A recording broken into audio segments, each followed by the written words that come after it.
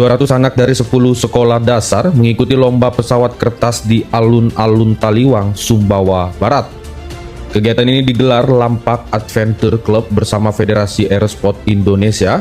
Acara dibuka oleh Ketua Federasi Aerosport Indonesia sekaligus Wakil Ketua 2 DPRD Sumbawa Barat, Merliza, dan Ketua Lampak Adventure Club, Yasir Arafat, turut hadir dalam kegiatan tersebut.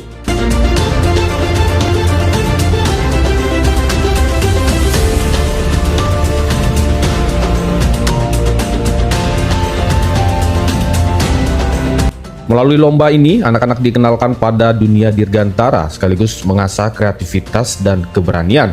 Dari Taliwang, pesawat kertas diterbangkan dan cita-cita generasi muda ikut diterbangkan lebih tinggi. Dari Sumbawa Barat, Mehmet Aidil melaporkan.